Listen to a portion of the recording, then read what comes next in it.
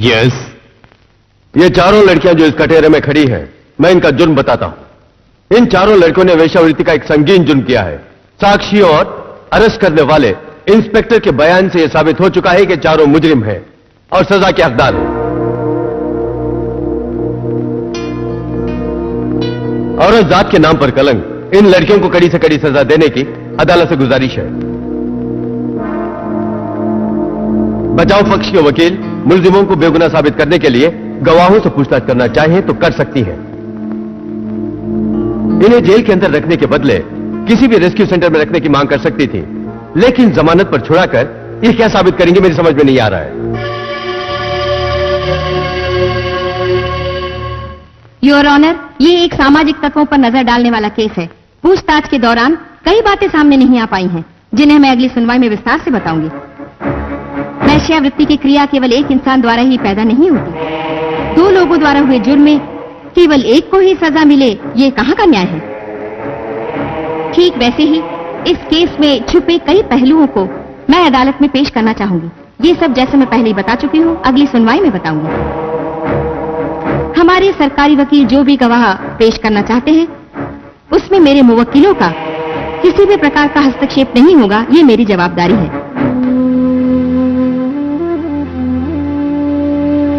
इन सब पर नजर रखते हुए मेरे मुवक्किलों को जमानत पर छोड़ने के लिए मैं अदालत से दरख्वास्त करती हूँ। अदालत की अगली सुनवाई पर मैं इन्हें हाजिर करूंगी, ये मेरा वादा है। ये अदालत मुलजिमों की जमानत मंजूर करती है।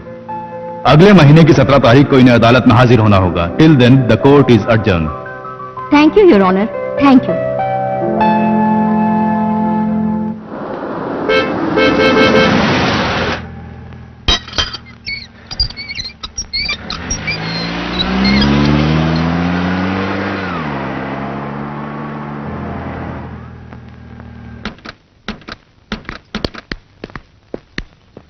आओ।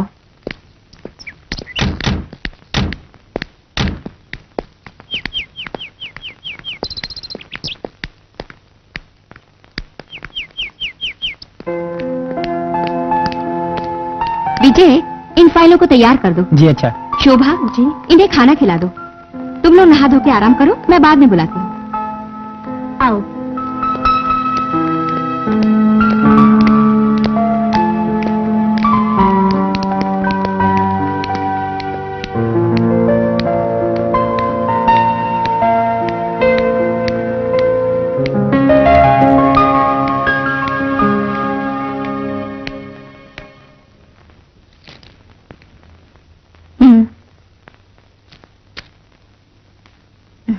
दर्दनाक है मेरी कहानी। मैं घर में सबसे बड़ी थी। मेरा एक छोटा भाई और एक बहन थी। पिताजी काम करते थे, मगर वो हमेशा शराब में डूबे रहते थे। घर का सुख चैन मानो हमसे कोसों दूर था। अम्बे नारायण, देवी नारायण, भद्रे नारायण, लक्ष्मी नारायण, अम्बे नारायण, देवी नारायण, भद्रे नारायण, लक्ष्मी नारायण, अम्बे नारायण, देवी नारायण, भद्रे नारायण, लक्ष्मी नारायण। कमला, कमला, काम है ये सब? क्यों नहीं शालिनी? तू भी बहरी होगी क्या? बच्चों, कुछ मत बोलना।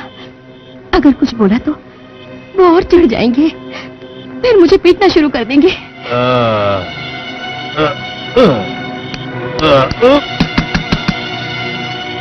दरवाजा खोलो।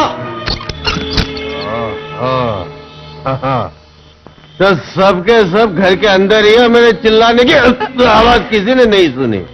क्यों सुनेंगे? मैं कौन होता हूँ? मैं शराबी जो ठहरा? शराबी? ये क्या है जानती है? जानती है? ये तुम सबके लिए खरीद के लाया हूँ। अगर नहीं चाहिए तो मैं फेंक देता हूँ। सुनिए, ऐसा मत कीजिए, बच्चों को दे दीजिए। क्या करना है मुझे मालूम है। बच्चों को खिलाना चाहती है? तू बोलेगी तो मैं बच्चों को खिलाऊंगा। ओह, बच्चों से कितना प्यार है। हमेशा शराब में डूबे रहने से बच्चों के और कुत्तों के बीच का फर्क कैसे पता चलेगा? इसलिए तुमने जमीन पर फेंक दिया। क्या बोला तूने? मैं हमेशा शराब में डूबा रहता हूँ, मैं पीऊंगा और भी पीऊंगा। मुझ पर हुक्म चलाने वाली तू कौन होती है? अरे हुक्म चलाते। पिताजी, रुक जाइए, माँ को मत मारिए। तू भी मुझसे तो बोल मत मारिए। पिताजी, माँ को मत मारिए। ये हमारे घर में हर रोज होता था। एक शराबी का घर बर्बाद हो जाता है, ये कितना सच है। मगर उनको समझाकर सही राह पे लाने वाला कोई सगा संबंधी नहीं था। वो किसी की बात नहीं सुनते थे, सबसे लड़ते थे। कोई भी रिश्तेदार बाकी नहीं रहा।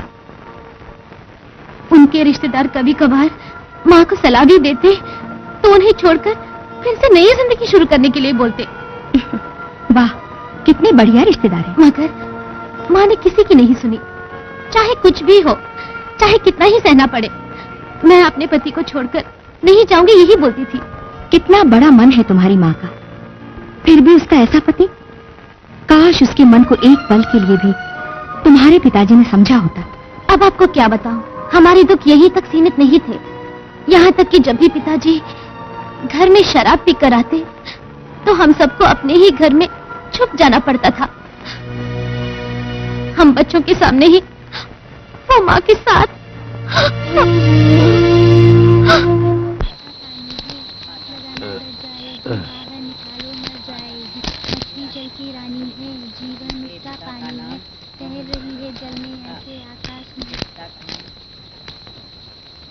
मछली जल की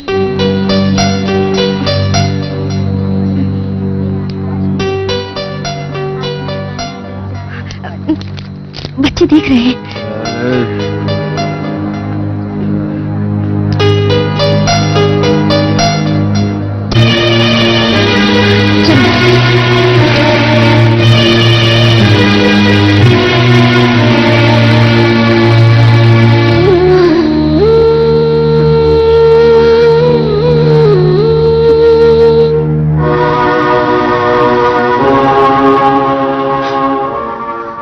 सब देखकर मैं अपने भाई बहन दोनों को बाहर ले जाकर अंधेरे में बैठती। तब मेरी उम्र 13 साल थी। जब वो उम्र पार हुई, बोलो, तब क्या हुआ शालिनी? बोलो। मैडम, मैं सब बताऊंगी। जब मैं पूरी 20 साल की हुई तब मैंने एक लड़की से प्यार किया। उस वक्त मैं कंप्यूटर कोर्स कर रही थी। वहीं पर वो लड़का मिला, रघु, जिसे मैंने प्यार किया।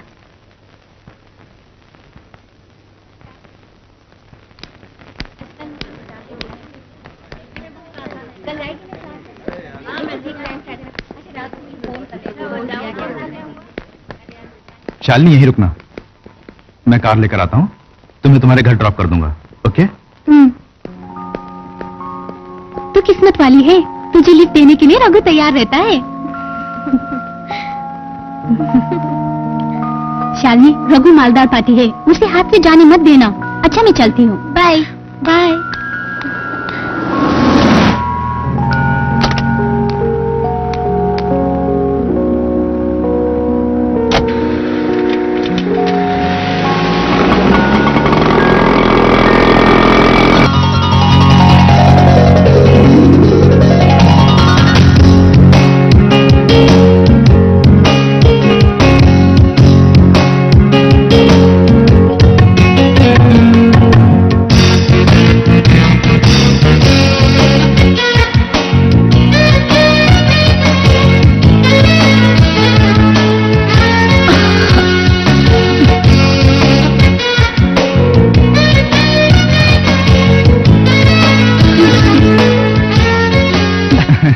ये सब भगवान की कृपा है।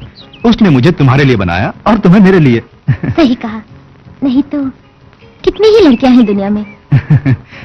मेरी जिंदगी में कई लड़कियों से मुलाकात हो चुकी है, तुमसे पहले भी।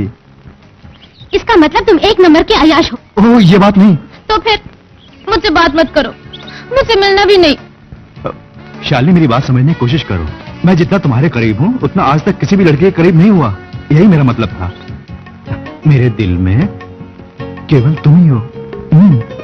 रघु, मेरा जीवन तुम्हारे बिना बेकार है। मैं तुम्हारे प्यार में पूरी तरह रंग चुकी हूँ। मेरे दिल का भी यही हाल है। तुम्हारे बिना मेरा जीवन व्यर्थ है। तो अब क्या करेंगे? बहुत जल्दी मैं तुम्हारे गले में मंगलसूत्र पहनाऊंगा। तब तो ये शुभ कार्य जल्दी हो जाना चाहिए। तुम्हारी पत्नी बनकर जीने से मेरा ये जन्म सफल हो जाएगा। पिताजी को समझाने की कोशिश करूंगा। तब तक मेरी इस शालिनी को इंतजार करना पड़ेगा।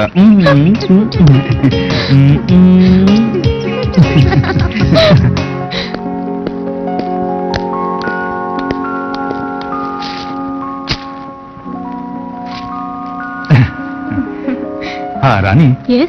मेरी गैर हाजिरी में अगर ये कुछ खरीदने आए तो इन्हें दे देना। बिल मेरे अकाउंट में डाल देना। Okay sir. रघु, ऐसा मत बोलो।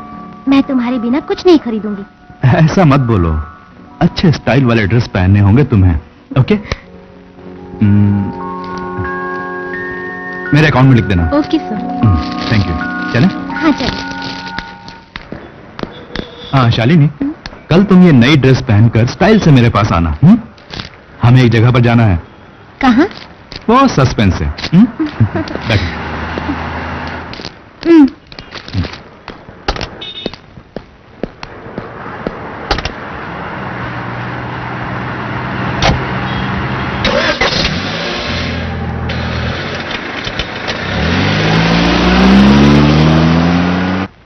अगले ही दिन रघु मुझे अपने पिताजी के पास ले गया।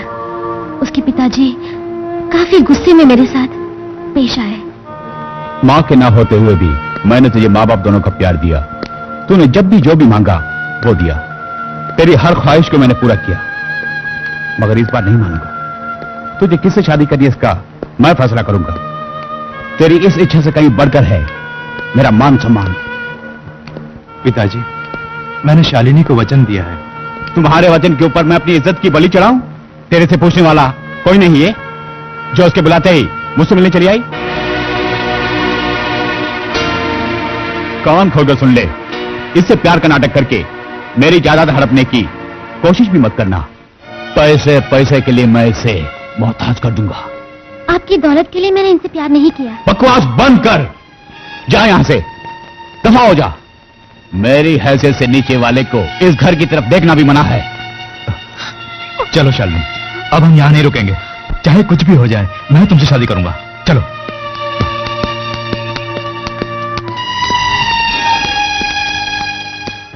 उसी दिन चले गए हम लोग और वहां से कुछ दूर किराए का मकान लेकर हम उसमें रहने लगे। वहीं एक मंदिर में रघु ने देवी को साक्षी मानकर मुझसे शादी की। आज से अपनी नई जिंदगी की शुरुआत है। मरते दम तक खुशी खुशी जीवन बिताने के लिए ईश्वर हमारा साथ है, यही मेरी उनसे प्रार्थना है। तुम्हारा प्यार मेरे जीवन को खुशियों से भर देगा, ऐसा मुझे विश्वास है। तुम्हें कोई दुख पहुंचे मैं ऐसा कोई काम नहीं करूंगी, ये वादा रहा। हम दो हमारा एक, यही हमारी सरकार का नारा है ना। क्या मतलब? ये भी नहीं पता? यानी संतान एक ही काफी है। ओ, संतान की अभी से चिंता होने लगी। तो फिर और किसके बारे में चिंता करूं? शादी सुहागरात ये तो एक रस्म रिवाज है, लेकिन लक्ष्य संतान का होता है। क्या नाप शनाप बक रहे हो? सही कहा, ऐसी बातों में समय बर्बाद करने वाली नहीं है ये रात।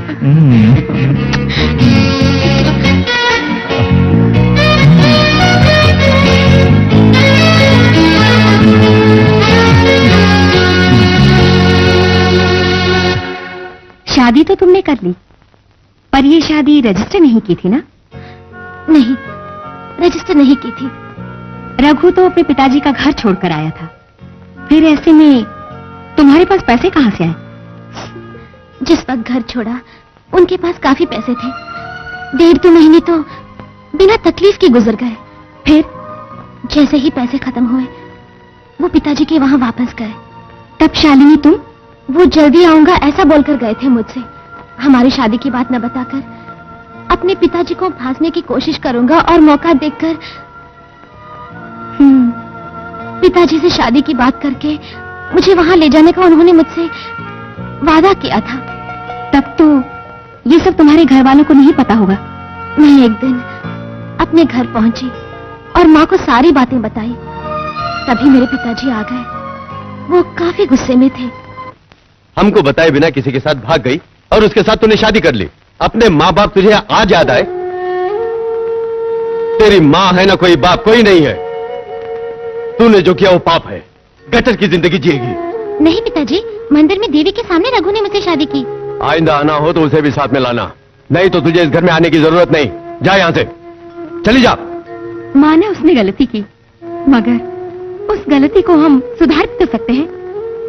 ताकि एक अमीर लड़के को फंसाकर उसकी दौलत पर खा पी रहे हैं, ऐसा गांव वाले बोले?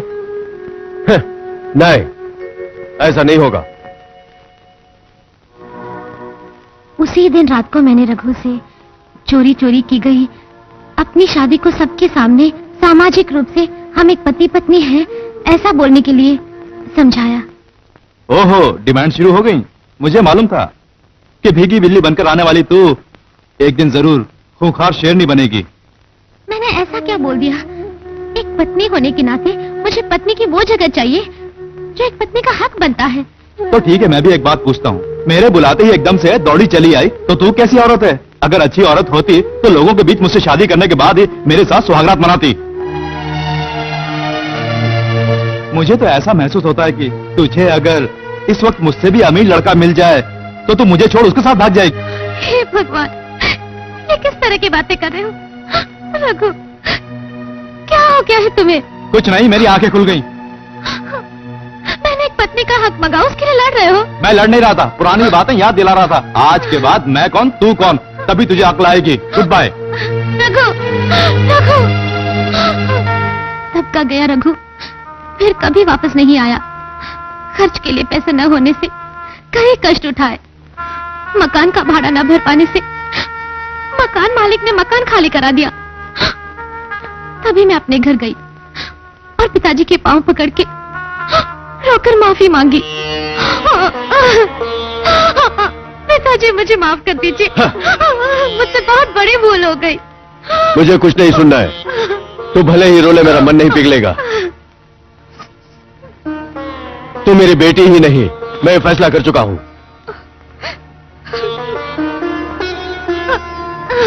चल भाग, जाके कहीं डूब मत। इतने भी क्रूर मत बनिए, चाहे कुछ भी हो, है तो अपनी बेटी ना। तो चुप कर। छोड़ दीजिए ना, छोड़ दीजिए। चल हट, निकल और दोबारा प्रभु मत दिखाना।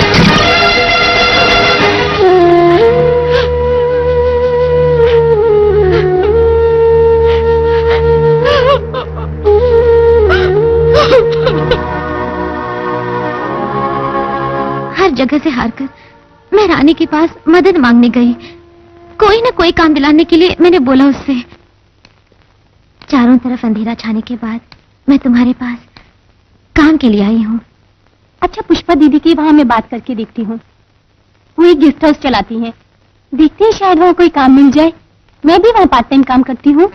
हाँ, रानी के बोलने पर मैं तुम्हें काम दे रही हूँ। रिसेप्शनिस्ट का काम है। ये काम बहुत ही श्रद्धा पूर्वक करना पड़ता है। कस्टमर से कोई शिकायत न मिले।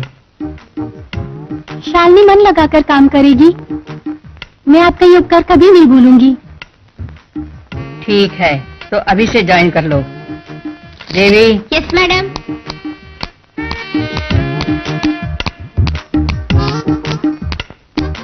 हाँ देवी, ये है शालिनी। हेलो। आज से हमारे यहाँ रिसेप्शनिस्ट का काम करेगी। इसे काम ठीक से समझा दो। Okay madam. Thank you madam. Thank you Rani, thank you very much. Shalini come.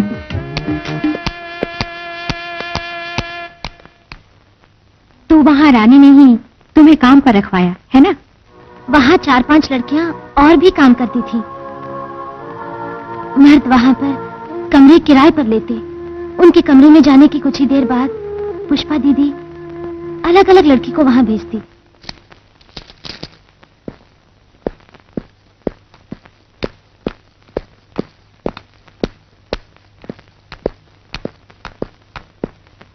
Madam, एक को 4 नंबर का कमरा दे दिया और दूसरे को 7 नंबर के कमरे में भेज दिया। ठीक है, तुम जाओ। हाँ सुलेखा, मैडम। तू 4 नंबर के कमरे में जा। ध्यान रहे उसके पास से कोई शिकायत न मिले। Okay madam.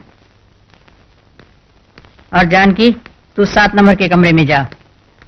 वो हमारा रेगुलर कस्टमर है, उसकी अच्छी तरह देखभाल करना। ठीक है मैडम।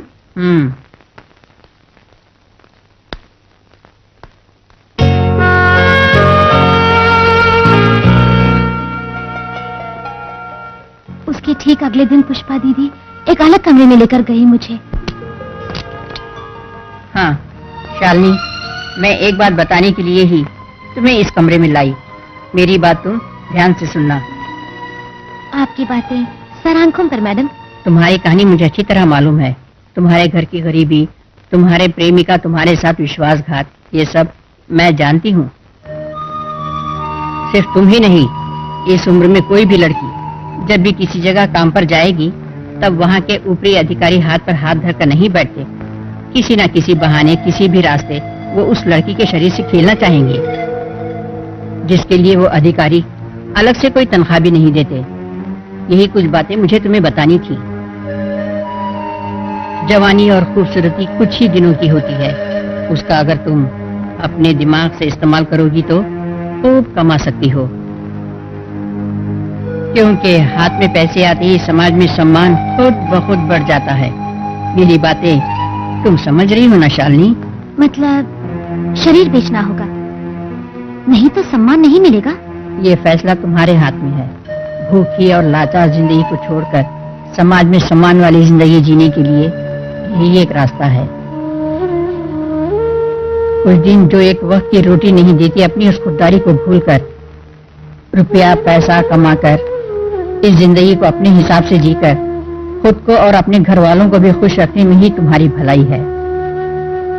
सोच लो, सोच कर बताना, बाद में मैं सब संभाल लूंगी।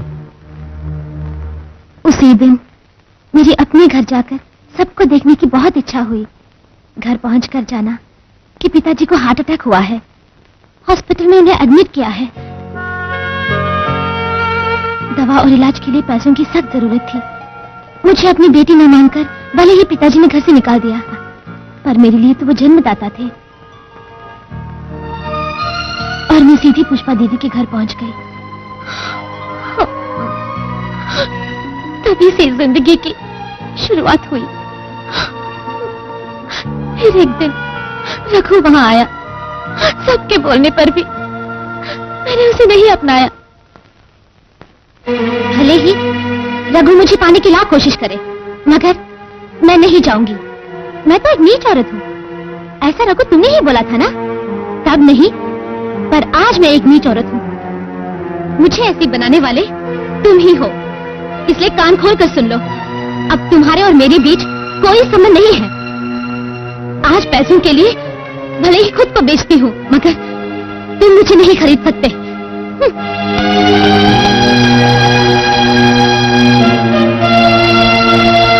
वो नहीं आई तो क्या हुआ? तुम्हें यहाँ जो भी लड़की पसंद आए तुम उसे ले जा सकते हो।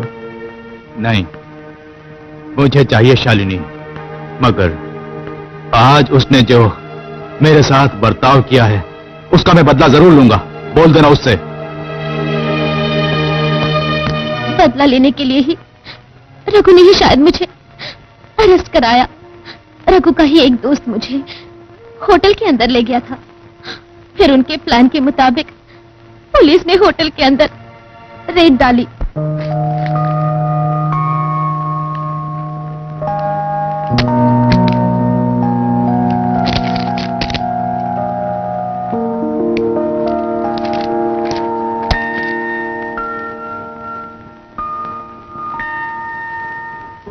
मेरी मंगनी की रस्म पूरी होते ही मेरी जिंदगी नर्क बन गई। यानी तुम्हारी शादी नहीं हुई। सगाई के अगले रोज ही मेरी मंगेतर की रोड एक्सीडेंट में मृत्यु हो गई। ओहो, ये तो वाकई तुम्हारे साथ अच्छा नहीं हुआ राधिका। लेकिन इस घटना से मुझे अपनों से कोई दुख नहीं हुआ। मेरे अपनों से ज्यादा मुझे तकलीफ पहुंचाई मेरे ससुराल वालों ने, मेरी होने वाली सास ने।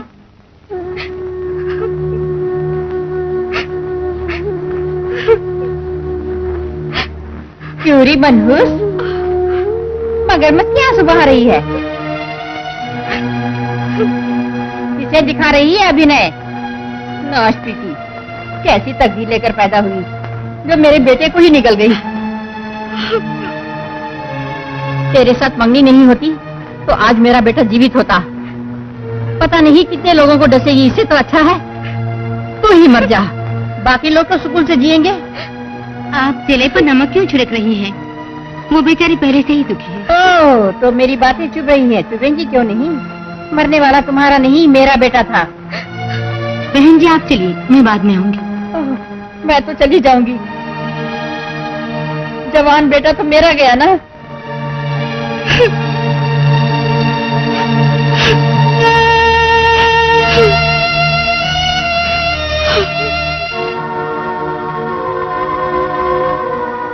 उन्होंने ही मुझसे नफरत नहीं की, बल्कि आस पड़ोस वाले भी मैं एक मनहूस औरत हूँ यही बोलते थे।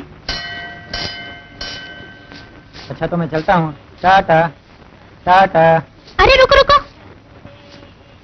ओहो, आप अभी मत जाइए। किसी भी शुभ कार्य पर जाते समय ऐसे मनुष्य लोगों का चेहरा सामने आ जाए तो आपका बनने वाला काम नहीं बनेगा, साथ ही आपकी जान को भी खतरा हो जाएगा।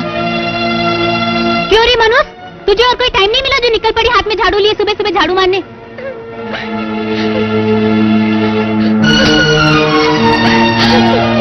इस तरह हर पल हर लम्हा मुझे अंदरूनी चोट पहुंचाने वाले कई लोग थे। अभी 5 ही दिन गुजरे थे कुएं से एक घड़ा पानी लेकर जब मैं अपने घर आई तब। बताते क्यों नहीं? मैं कितनी देर से आपसे पूछ रही हूँ। क्या बात है, चुप क्यों हो? मेरी नौकरी चली गई, बस इतना ही। क्यों, किस वजह से? मैंने ऑफिस में से 15,000 रुपये मारे थे, ये मैनेजर को मालूम हो गया। 15,000 रुपये? किस चीज के लिए?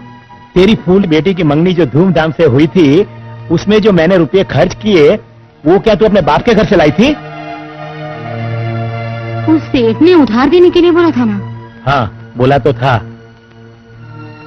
मगर उसने पूरे 2 हफ्ते के बाद देने के लिए बोला था, इसलिए मैंने ऑफिस से पैसे मार लिए। सोचा सेठ तो देगा ही, तब मैं वापस रख दूंगा। सेठ पैसा देगा इस भरोसे पर ही पिताजी ने ऑफिस से रुपयों का गबन किया।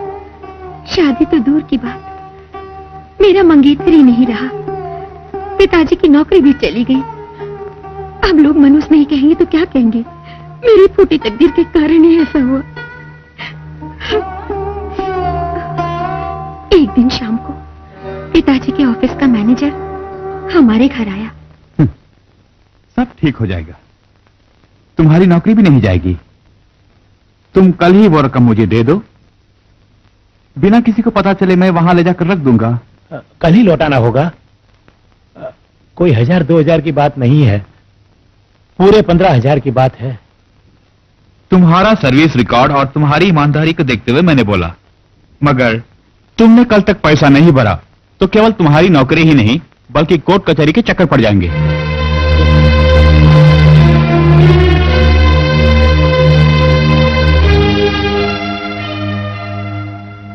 पिताजी, मेरे गहने बेचकर या फिर ये घर गिरवी रखकर आप पैसे भर दीजिए। इससे आपकी नौकरी बिल्कुल सलामत रहेगी, आपके नाम पर भी कोई आंच नहीं आएगी। बिल्कुल सही कहा तुमने, मैं भी सहमत हूं। जनार्दन, तुम्हारी बेटी बहुत होशियार है, सुंदर भी है।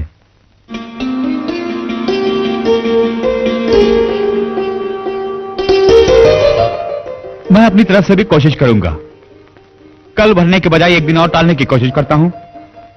तुम एक काम करो, कल ऑफिस आ जाओ। ऑफिस में आकर मैं वो मुझ पे छोड़ दो, मैं संभाल लूंगा। कल सुबह 10 बजे तुम ऑफिस में आ रहे हो, बस।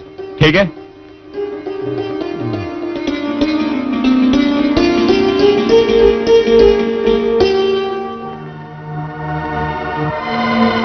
फिर अगले दिन सुबह 10 बजे मैनेजर हमारे घर आए।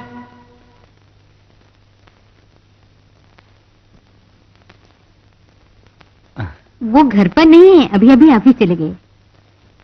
मैं उनसे नहीं, आपसे मिलने आया हूँ। क्या मुझसे मिलने? हाँ, आपसे एक बात करनी थी। बैठिए। बेटी तो अंदर जा।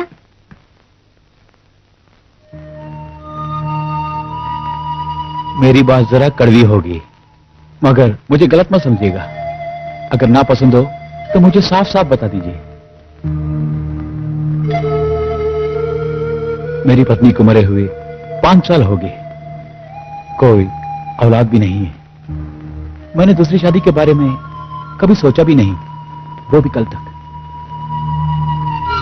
लेकिन कल ही राधिका, आपकी बेटी, मेरे मन को भा गई। मेरी उम्र और आपकी बेटी की उम्र को देखेंगे तो शायद आपको बुरा लगे,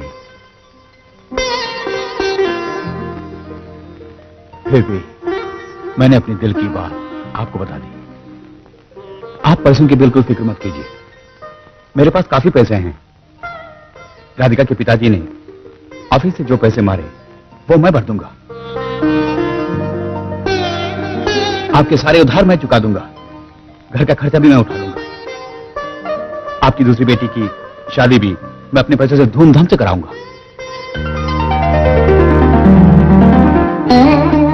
ये सब सुनकर मेरी माँ का दिल पानी पानी हो गया।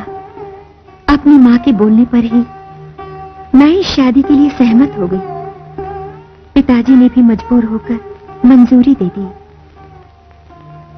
हमारी शादी एक रजिस्टर्ड मैरिज थी।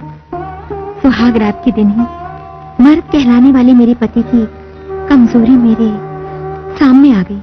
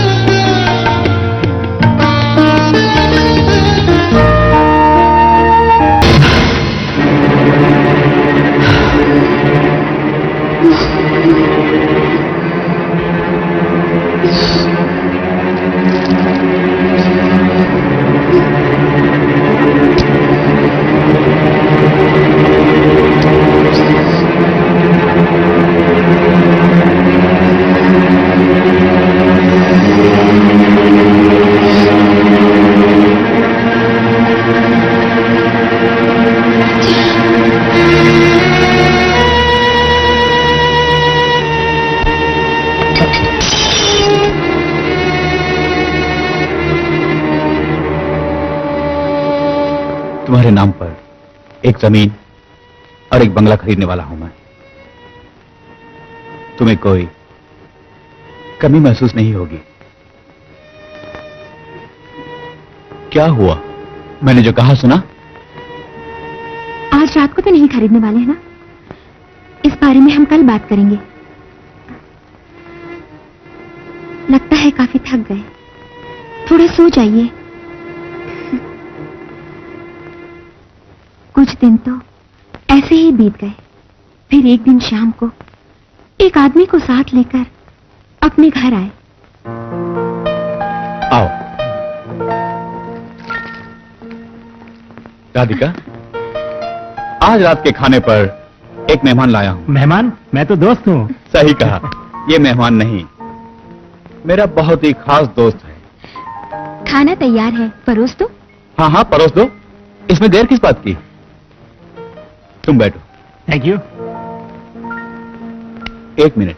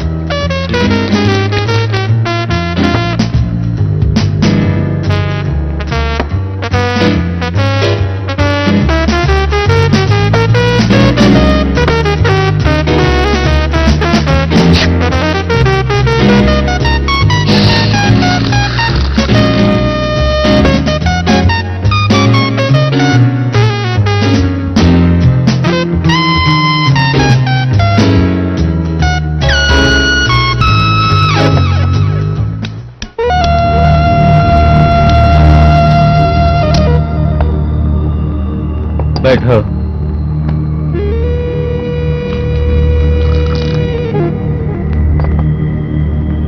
राधिका, तुम भी बैठो। तुम नहीं बैठोगे तो हम खाना कैसे खाएंगे? बैठो बे। हाँ।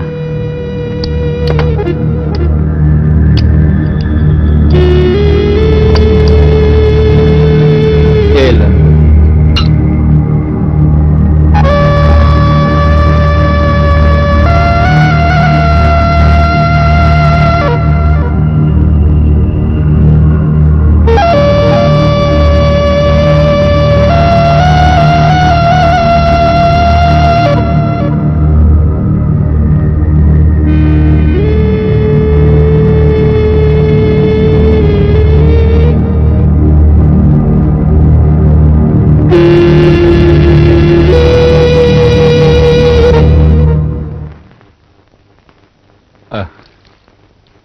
सुनो, तुम एक काम करो, मेरे बेडरूम में चले जाओ, मैं बाद में आऊंगा। अब जाओ अभी। खाना खाकर मुझे मेरे पति जबरदस्ती अपने बेडरूम में ले गए। तुम्हें मैंने काफी तकलीफें पहुंचाई। एक पत्नी के साथ जो मुझे बांटना चाहिए वो मैं नहीं बांट पाया। वो मुझ में कमी है। उसी कमी की पूर्ति के लिए मैं अपने दोस्त को लेकर आया हूं। इनकार मत करना। बाकी तुम खुद समझदार हो। आप ये क्या बोल रहे हैं? मुझे क्या समझ रखा है आपने? चलो।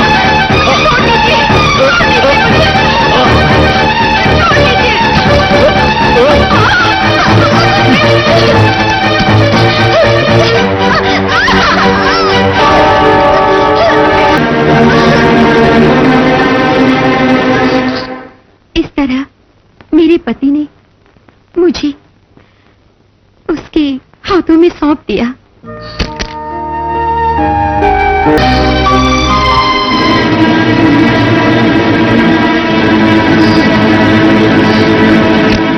इस हादसे से बढ़कर दुख मुझे तब पहुंचा जब एक पति ये सब होते हुए देख रहा था। मेरी जिंदगी नरक बन गई थी और हर रोज वो नए आदमी को लाते। जब बर्दाश्त नहीं हुआ तभी मैंने एक दिन, तुम्हें शर्म नहीं आती ऐसा करते हुए? मुझे दूसरों के साथ सुलाकर अपनी आंखें सेकते हो। पति के नाम पर तुम्हें कलंक हो। चुप कर, नहीं तो जवान खींच लूंगा। तुम चुप रहो। अब अगर ऐसा हुआ तो क्या कर लेगी तू?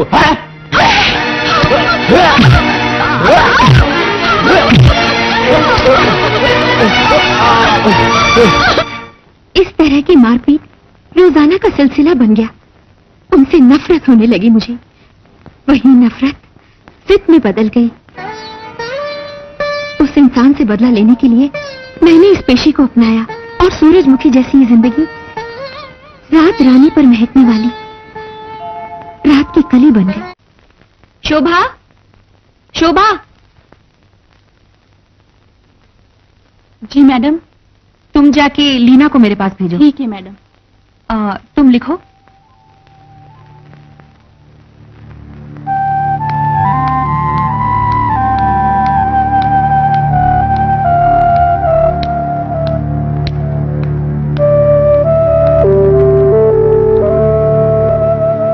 बैठो। Thank you madam. लीना, तुम अपनी कहानी बताओ। मेरी माँ भरतनाट्यम की एक मशहूर नर्तकी थी। माँ की कला मुझ में भी थी, मगर मैंने जो सीखा वो मॉडर्न डांस था।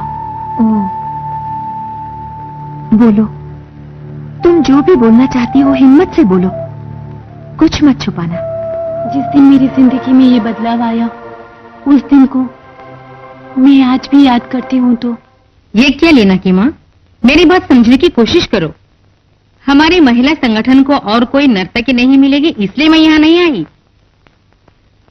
एक संगठन की सेक्रेटरी होने के नाते मैंने ये प्रोग्राम फिक्स करने का प्रयास कोई पहली बार नहीं किया।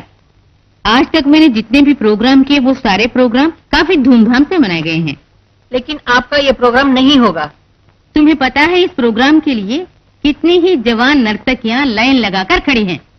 खड़ी होंगी तो इसमें मैं क्या करूं?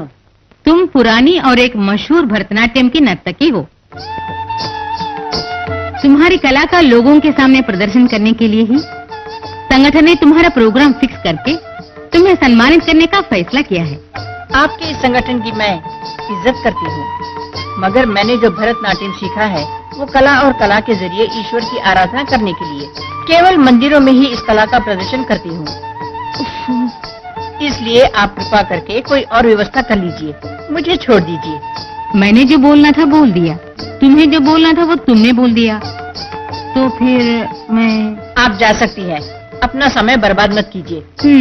तो ठीक है, मैं चलती हूँ।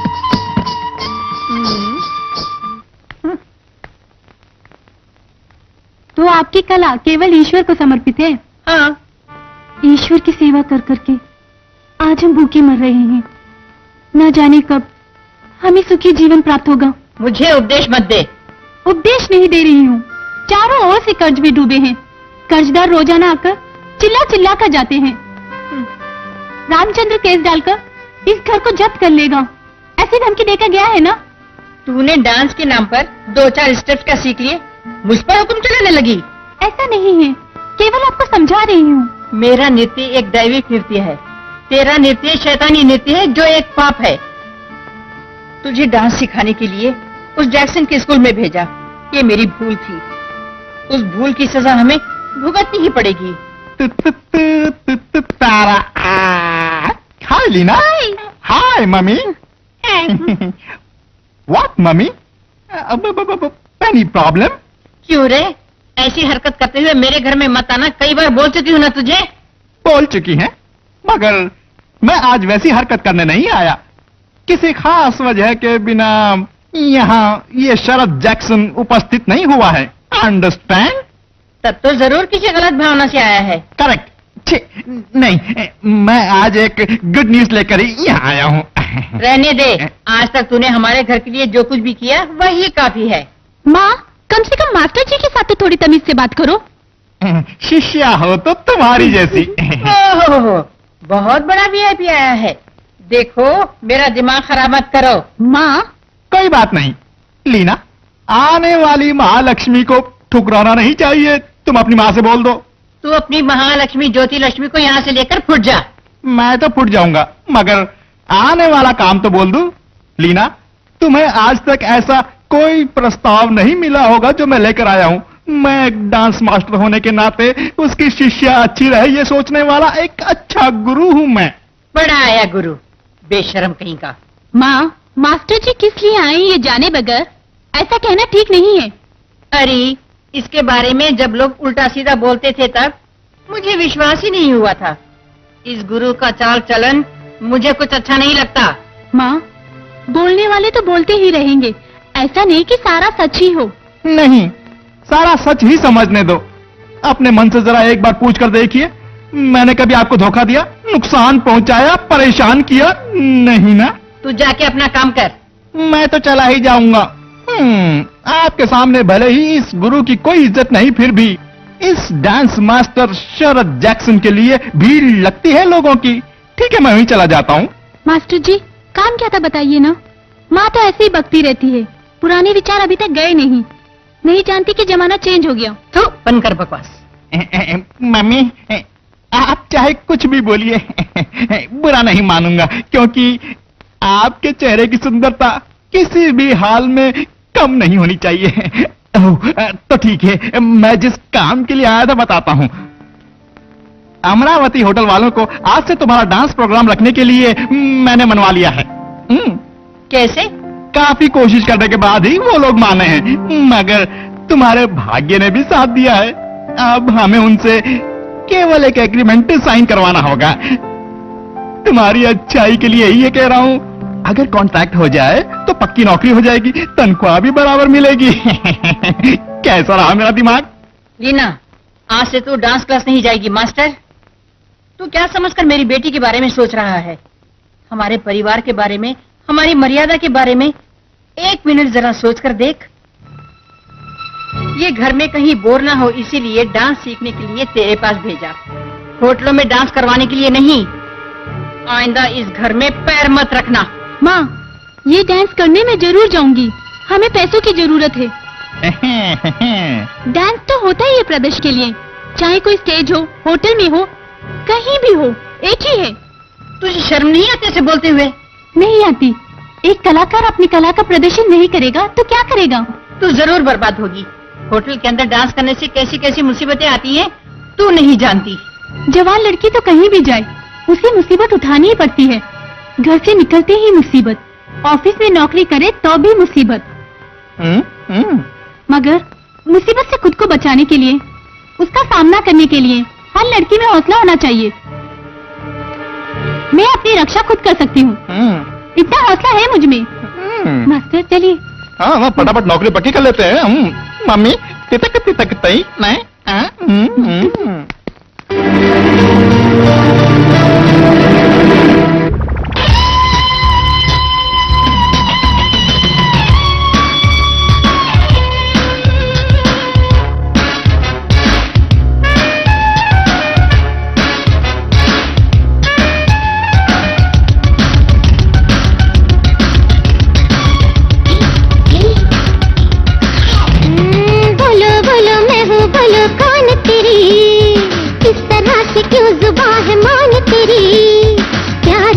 तुम करते हो सनम, मुझ पे दिलो जान से मरते हो क्या सनम। तुम मेरे हो या दिल का है ये भरम, तुम्हें है दिल की कसम, बोलो ना मेरे सनम। बोलो बोलो मैं हूँ, बोलो कौन तेरी, इस तरह से क्यों जुबान है मान तेरी।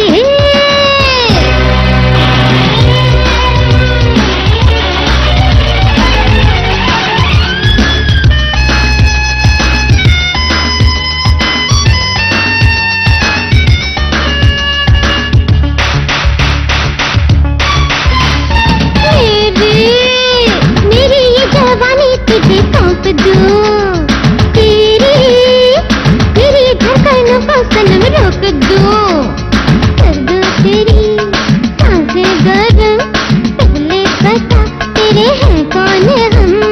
तुम मेरे हो या दिल का है ये भरम, तुम्हें है दिल की कसम, बोलो ना मेरे सनम।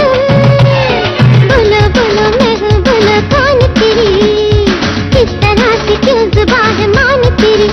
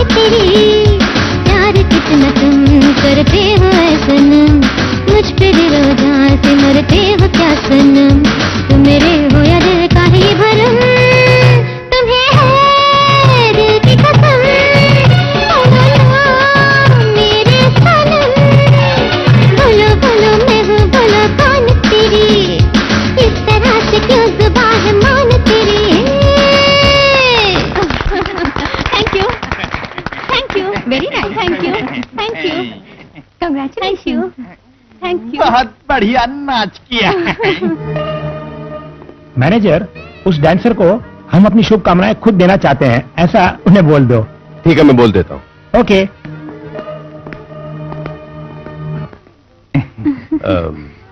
जस्ट अ मिनट, आपसे कुछ बात करनी थी, चलोगी?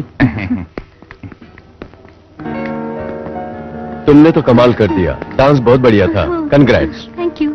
अभी जो आगे आगे गए वो एक मंत्री हैं और उनके पीछे AIG है। तुम्हारा डांस उन्हें बहुत अच्छा लगा, वो अपनी शुभकामनाएं रूबरू देना चाहते हैं। तुम बहुत लकी हो। चाहकर एक मंत्री को अपने वश में कर लिया तो समझो तुम्हारे कष्ट दूर। आओ चले, ओके। मैं उनसे मिलवाता हूँ। मेरी शिष्या की तो किस्मत ही खुल गई। सिखाने वाले गुरु को आज तक ना ही जी मिला, ना ही कोई मंत्री मिला। आओ। आप हैं आईजी नमस्ते मनोहर। सर। मेरा काम था आपसे मिलवाना। ओके, बैठो। बहुत अच्छा नाचती हो, मंत्री जी को बहुत पसंद आया, इसीलिए वो खुद तुम्हें रूबरू बधाई देना चाहते हैं। कला के तो वो एक तरह से पुजारी हैं। वो सिर्फ मंत्री ही नहीं, एक महान इंसान भी हैं। उनकी केवल एक ही वीकनेस है, गुस्सा करना। बहुत गुस्से वाले हैं। खैर छोड़ो, उससे भला हमें क्या लेना देना। मंत्री जी को डांस अच्छा लगा, वो बधाई देना चाहते हैं, बस इतना ही। इसीलिए उनसे बात करते समय जरा सावधानी से पेश आना। मैं सब कुछ समझ गई।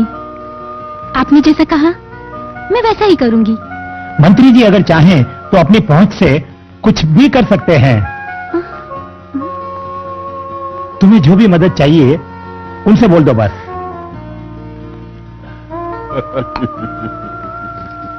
सर, मैं जरा नीचे जा रहा हूं, वहां पुलिस वाले इंतजार कर रहे हैं। मैं उनसे कुछ जरूरी बात करके आता हूं। ओके। नाम क्या है? लीना। नाइस।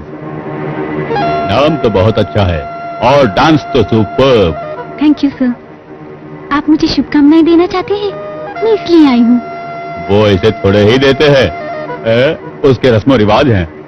मैं समझी नहीं सर। तुम जैसी नासमझों को समझाना ही तो हम मंत्रियों का काम है। तुम्हारा डांस देखते समय मैं उस पे पूरी तरह खो गया था, क्योंकि तुम्हारे डांस ने मेरे मन के तार बजा दिए। इस बदन में ईश्वर ने सारे जहां की सुंदरता डाल दी। समझी नहीं? वही तो मुझे चाहिए। मैं जिस पर भी एक नजर डाल दूं वो चीज खुद ब खुद मेरे और सीधी चली आती है। तुम्हारी क्या हस्ती है? मैं आपके हाथ जोड़ती हूँ, मुझ पर तरस खाइए, मुझे छोड़ दीजिए, प्लीज मुझे छोड़ दीजिए, मेरे साथ कुछ मत कीजिए। तुझे मैं कुछ नहीं करूंगा, जरा सी इच्छा हो गई है, तुम्हें जितने पैसे चाहिए दूंगा, कोई घबराने वाली बात ही नहीं। नहीं सर, मैं वैसी लड़की नहीं हूँ, मुझे छोड़ दीजिए। तो फिर होटल में डांस क्यों करती हो? तेरे इस तरह रोने धोने से मुझ पे कोई असर नहीं पड़ेगा। तो मुझे नहीं जानते, मैं अगर चाहूँ तो कुछ भी कर सकता हूँ। चंचल तक मेरी पहुँच है। तेरी सहायता कोई नहीं करेगा, मुझसे लोग डरते जो हैं। मेरी बात मान ले, नहीं तो मेरा गुस्सा शायद नहीं जानते। मान जा, नहीं तो मारी जाएगी। मैं बहुत क्रूर हूँ और तेरी लाश को ऐसी जगह दफनाऊंगा कि तेरे घर वाले ढूंढते रह जाएंगे।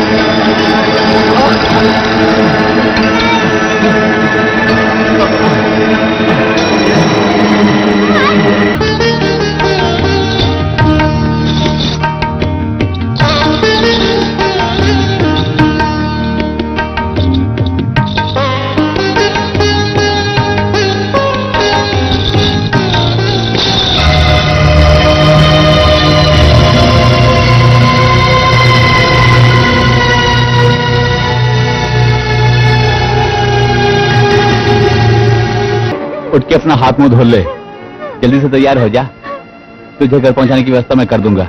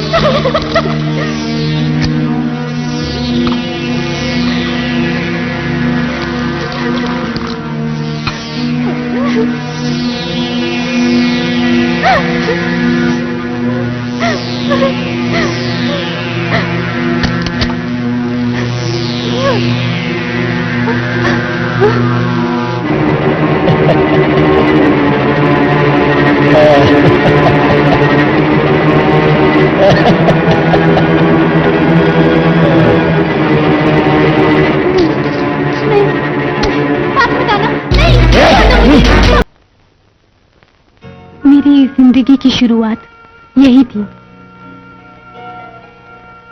अगले दिन मैं उस होटल में नहीं गई, तभी होटल मैनेजर मेरे घर आ गया।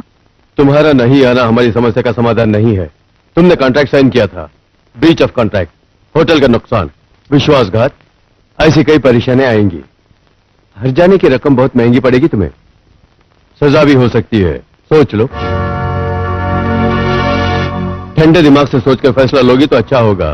और फिर एक और बात,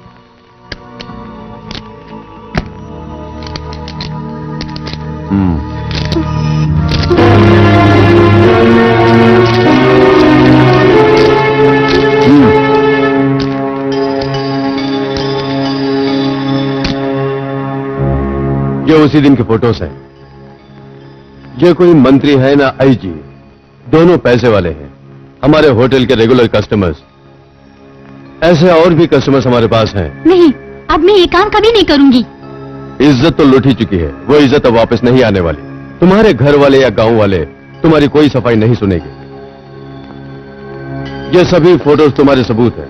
मैं ये फोटोज आराम से प्रेस में छपा सकता हूं। तुमने मेरी बात नहीं मानी तो ऐसा ही करूंगा। सीधी तरह से मेरी बात मान लो तो तुम बहुत पैसा कमा सकती हो। पैसे पास में हो तो खुशी खुशी जी सकती हो। होटल में नाचोगी तो मुंह मांगी रकम मिल सकती है। मेरी तरफ से तुम्हें कुछ नहीं होगा, मैं वादा करता हूं। मैंने कभी किसी का भरोसा नहीं तोड़ा। इस तरह से मैं इस पेशे में आ गई और वही मैनेजर एक तरह से मेरा एजेंट बन गया। मुझे बेच के पैसे कमाने वाला इस समाज का शरीफ आदमी है और मैं गुनहगार। हाँ, बाद में करना। तुम बोलो। छोटी सी उम्र में ही मेरी मां मर गई।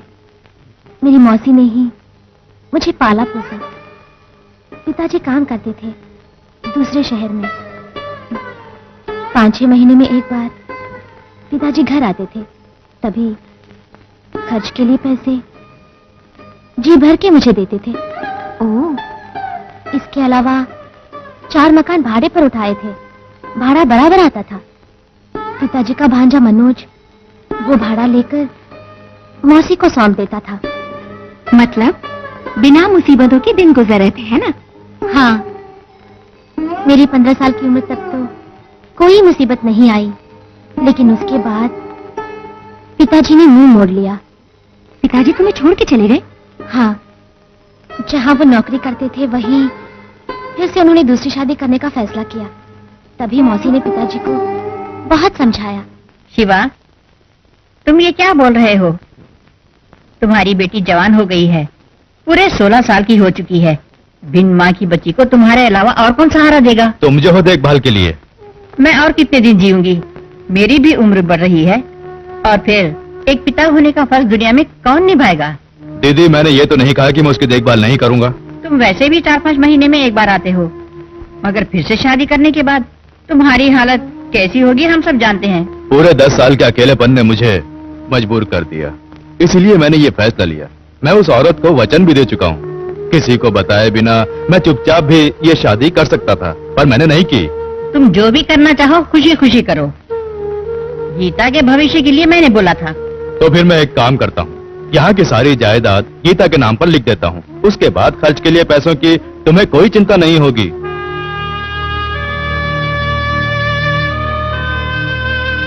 पिताजी ने जो बोला वही किया। सारी दौलत मेरे नाम पर लिखकर वो चले गए। फिर पिताजी का आना घर पर धीरे धीरे कम होकर रुक गया। इसी दौरान मैं मनोज के काफी करीब होने लगी। मेरी मौसी को ये पसंद नहीं आया। क्यों री? उस मनोज को कोई और काम नहीं है? हर वक्त जुआ खेलने वाले पर भरोसा करके क्यों अपनी जिंदगी बर्बाद कर रही है? काम धंधा नहीं है, इसीलिए तो फ्रेंड्स के साथ जाकर जुआ खेलते हैं। एक बार जिम्मेदारी आ गई तो वो खुद बदल जाएंगे। मुझे जो बोलना था सो बोल दिया। बाकी तेरी मर्जी। हाँ, तेरे पिताजी ने भी मेरी बातों को नहीं माना और चले गए। उसी बाप की बेटी है ना, तू भी कहाँ मानेगी। मनोज की मुझसे शादी हुई तब मैं पूरे 17 साल की हो चुकी थी।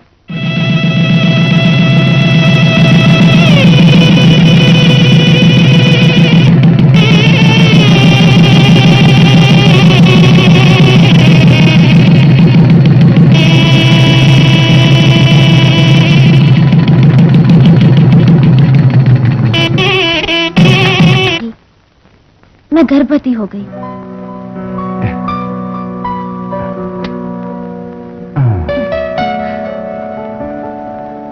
सुनो मनोज, इस तरह घूमने फिरने से काम नहीं चलेगा। मैं अपने लिए ऐसा नहीं बोल रही हूँ। तो फिर मेरे लिए? नहीं, देखो यहाँ जो बढ़ रही है नन्ही सी जान, उसके लिए। ओह गीता, तुमने इतने दिनों तक मुझसे छुपा के रखा। तब तो जल्दी ही मैं बाप बनने वाला हूँ। और मैं एक माँ अपने बेटे के नाम पर तुमसे कुछ मांगना चाहती हूँ। आज से तुम भी अपने परिवार की थोड़ी बहुत चिंता करो। मैंने कहा था ना तुम्हें एक बात बताऊंगा, अब वो बताता हूँ। मैंने एक कंस्ट्रक्शन कंपनी खोलने का प्लान बनाया है। उसमें लॉस तो कभी होता ही नहीं, सिर्फ फायदा ही फायदा। ये बात तुमने मुझसे क्यों छुपाई? इस बात की सबसे ज्यादा खुशी मुझे होगी। I love you. I love you Manoj. Love ही काफी नहीं, ये एक बड़ी स्कीम है। इसके लिए भारी रकम चाहिए। एक बार काम शुरू हो जाए तो रुकना नहीं चाहिए। कंस्ट्रक्शन कंप्लीट होते ही हमें पेमेंट मिल जाएगा। तो इस काम के लिए इतनी देर क्यों? उसके लिए पैसे अपने पास है ना? अपने पास नहीं, तुम्हारे पास। क्यों ऐसा कह रहे हो? हम दोनों अलग अलग थोड़े ही हैं। मेरा जो कुछ है वो सारा का सारा तुम्हारा है, तुम्हारा जो कुछ है वो हमारा है। दिल खुश कर दिया तुमने। अगले दिन उसने 2-3 पेपर्स पर मेरे साइन लिए।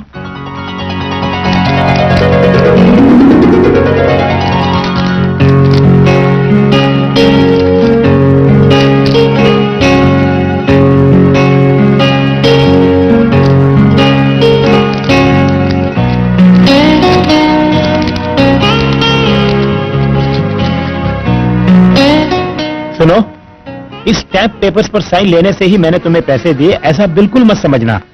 ये तो सिर्फ एक फॉर्मेलिटी है। तय की गई तारीख पर पैसे लौटा दोगे तो ये वापस ले जाना। मनोज के नाम पर शक मत कीजिए। नंबर 1 बिजनेसमैन है ये। डबल फायदे वाले बिजनेस में ही ये पैसा लगाता है। हमारी डीलिंग बिल्कुल सही रहेगी। उसी में फायदा रहेगा। आपको जब भी पैसे चाहिए मेरे पास आ जाना। ठीक है, तो हम चलते हैं। ओके। आओ। हाँ। हेलो। अच्छा, तो अब सीधे अपने अड्डे पर। सिर्फ 1000 से शुरू किया था मैंने, तब मेरी आमदनी बहुत अच्छी थी। 1000 लगाओ तो 5000, 5000 लगाओ तो 25000। मगर कुछ दिनों से पैसा सिर्फ जा ही रहा है, वापस नहीं आ रहा है। हार कर जीतने के लिए इंसान के पास पैसा होना बहुत जरूरी है। यही उसका पहला असूल है। नहीं यार, इसीलिए तो मैंने ये फैसला लिया है। ये देख, इसके बलबूते पे मैं आजमाने जा रहा हूँ। वो लोग दुखी हो जाएंगे। मेरे काफी पैसे खा चुके हैं ना, अब लौटा देंगे। आजा।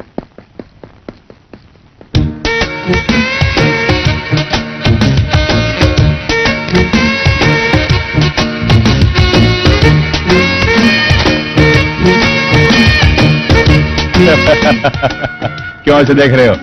निकाल के रखो। मनोज, 40 हो चुके हैं, अब 20 ही बाकी है। इस 20 से ही मैं अपना गया हुआ पैसा वापस लाऊंगा।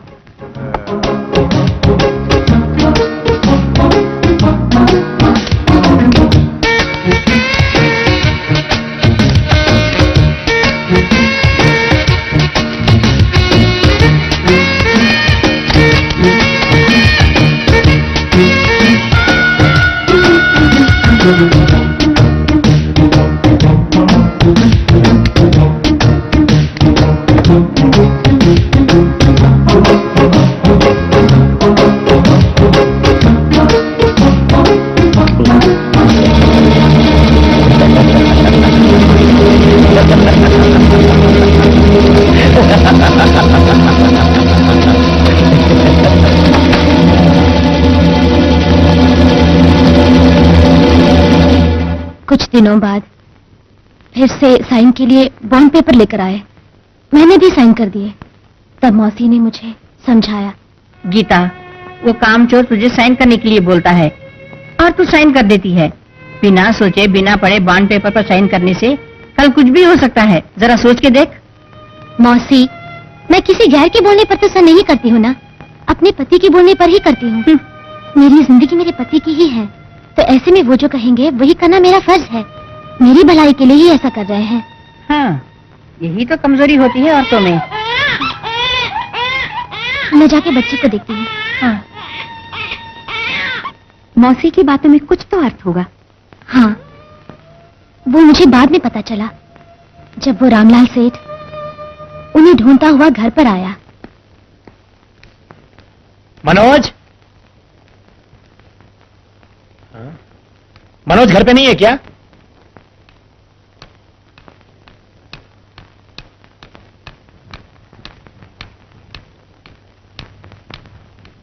मनोज नहीं है? वो तो सुबह ही चले गए। आप कौन हैं? रामलाल। रामलाल सेठ का नाम ऐसा कोई नहीं जो जानता ना हो। उनसे आपको क्या काम था? उसने मुझसे उधार लिया था। उस उधार को लौटाने की तारीख को गुजरे 2 महीने हो गए। छोटा मोटा उधार नहीं, 2 लाख रुपए, वो भी पहले अकाउंट में, दूसरी बार फिर 2 लाख रुपए। ये सब 2 दिन में लौटाने होंगे। मुझे किसी बात का डर नहीं। प्रोनोट और प्रॉपर्टी के बॉन्ड पेपर साइन किए हुए मेरे पास है। जमीन और इस मकान की नीलामी करके मैं अपने पैसे वापस ले लूंगा। अभी मेरा पैसा वापस नहीं लौटाया तो मुझे मजबूरन ऐसा करना होगा।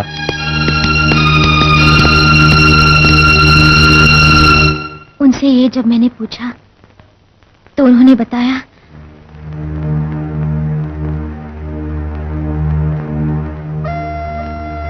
उधार लिए ये बात सच है, उसको मैंने डॉक्यूमेंट्स दिए ये भी सच है, मगर वो सारा पैसा तो मैं बिजनेस में इन्वेस्ट कर चुका हूँ। तो उस सेठ का उधार लौटाने में देर क्यों? कुछ पेमेंट अभी रिलीज होना बाकी है, जैसे ही आ जाएगा उस सेठ को देकर डॉक्यूमेंट्स वापस ले लेंगे। तुम्हारी बात मैं मानती हूँ, मगर वो तो मकान नीलामी की धमकी देकर गया है। पैसे जल्दी लेने के लिए वो ऐसे ही धमकाते रहते हैं। उसका पैसा लौटा दूंगा, तुम क्यों बेकार में चिंता कर रही हो?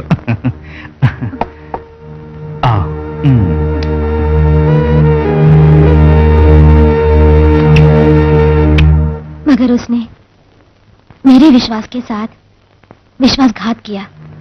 तुमने अपने पति को समझाकर सही रास्ते पर लाने की कोशिश नहीं की? बहुत बार मैंने समझाया, पर कोई फायदा नहीं हुआ। जबरदस्ती करती तो मारने लगते थे।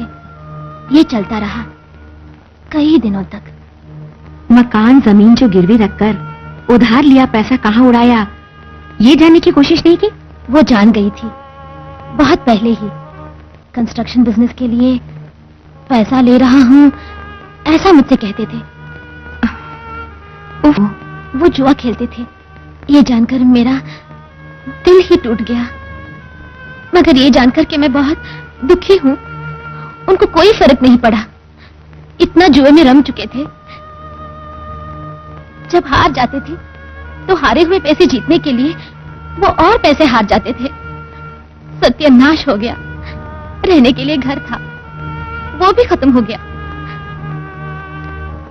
हम फिर भाड़े का घर लेकर उसमें रहने लगे। वही एक दिन बेटी बीमार पड़ गई, उसे हॉस्पिटल ले गए। मत रो बेटी, सब ठीक हो जाएगा ना। रो मत बेटी, तू जल्दी ठीक हो जाएगी।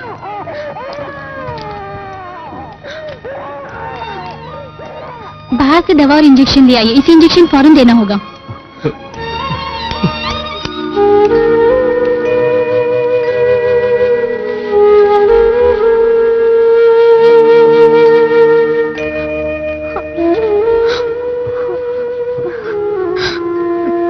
दवाइयाँ तो खरीदनी ही होगी, वो भी जितनी जल्दी हो सके। हाँ, मगर कौन पैसे देगा? मेरे पास तो फूटी कौड़ी भी नहीं है।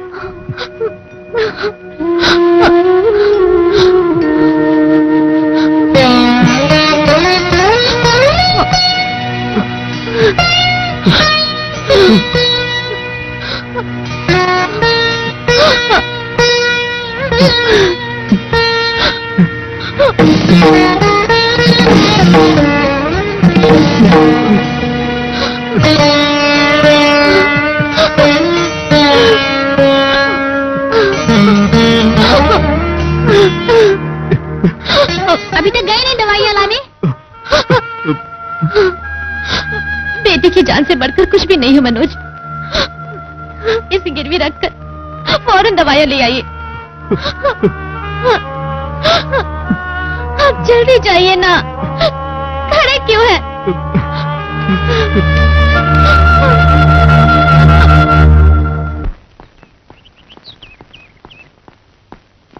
मनोज, 1 मिनट रुको। मैंने तुम्हें कहां कहां नहीं ढूंढा। क्यों, किस लिए? आज एक बहुत बड़ी पार्टी आई है क्लब में, बेकार का खेलता है, बहुत से लोग उसका काफी पैसा लूट चुके हैं। चला, एक हाथ हो जाए। मैं? कुछ मत बोल, चल। आज तू 1 का 10 कमा सकता है, उसके पास बहुत पैसा है। आती हुई लक्ष्मी को ठुकराने वाले हम क्या कोई पागल है? तू चलना, चलना यार, आज तू जरूर जीतेगा।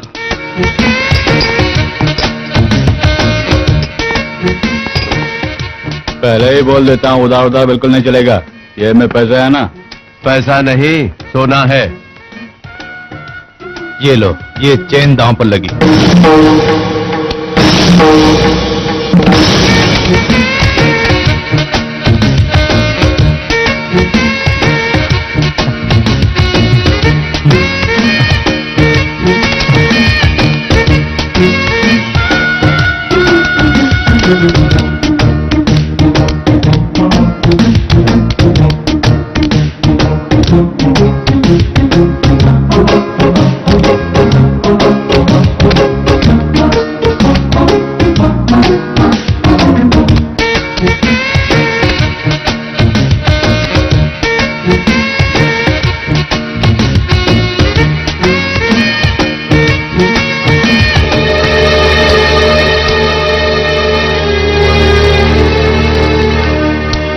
प्लीज एक बार मुझे उधार खेलने का मौका दो। देंगे, अगर कुछ गिरवी रख सको तो। कुछ नहीं है तो ये जगह खाली करो।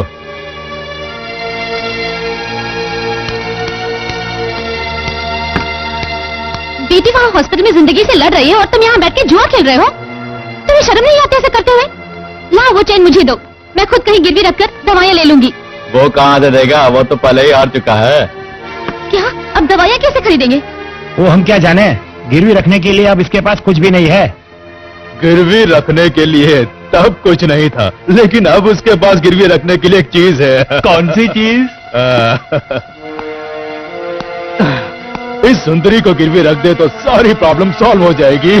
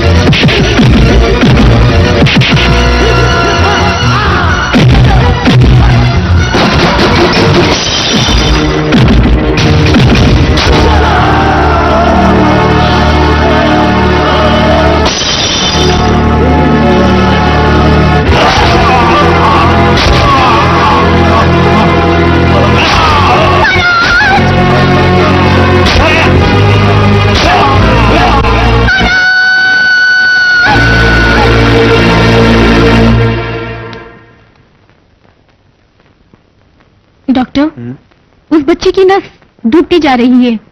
दवाई खरीदने गए उसके माँ बाप अभी तक नहीं लौटे। फौरन हमें ही कुछ करना होगा। अपने स्टोर रूम से इंजेक्शन लेकर बच्चे को दे दूं? जब वो लोग लाएंगे तो हम रिप्लेस कर देंगे। Good idea. फौरन जाकर इंतजाम करो। ठीक है डॉक्टर। ओफो, इस तरह ये जीवन नष्ट हो गया। बेटी की जान के आगे इस शरीर की कोई अहमियत नहीं, इसीलिए किसी से कोई गिला नहीं।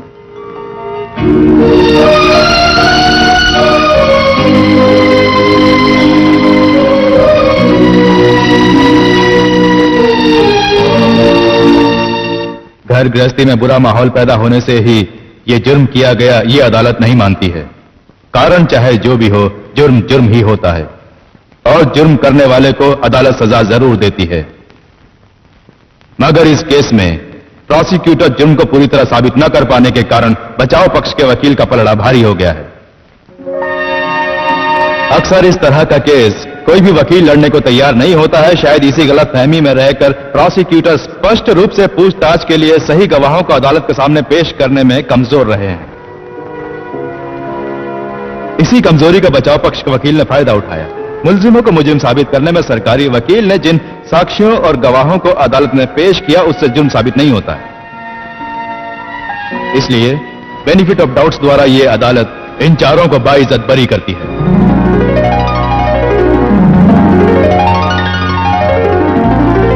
इस तरह की अभागिन स्त्रियों के लिए और उन्हें नई जिंदगी जीने के लिए बचाव पक्ष का वकील ने बड़ी ही सादगी से जिन रास्तों को अपनाया, वो इस केस से संबंधित न होने पर भी यह अदालत उनकी प्रशंसा करती है और सरकारी वकील को हिदायत देती है कि फिर कभी ऐसी भूल ना हो। Thank you your honour. मेरी मुवक्किलों को बाइज्जत रिहा कर दें और उन्हें बेगुनाह साबित करने के लिए अदालत ने जो मुझे समय दिया उसके लिए मैं इस अदालत की आभारी हूँ। सिर्फ इन चारों लड़कियों को ही नहीं, बल्कि बेसहारा होकर गुनाह का रास्ता अपनाने वाली हर एक लड़की को नई जिंदगी देने के लिए ही मैंने इस ट्रस्ट की स्थापना की है। मेरे क्लोज फ्रेंड्स अपनी तरफ से डोनेशन देकर मेरे ट्रस्ट की मदद करते हैं और भी बहुत से लोग आगे बढ़कर मेरे इस महान कार्य में मेरी मदद करेंगे, ऐसी मुझे उम्मीद है। That's all.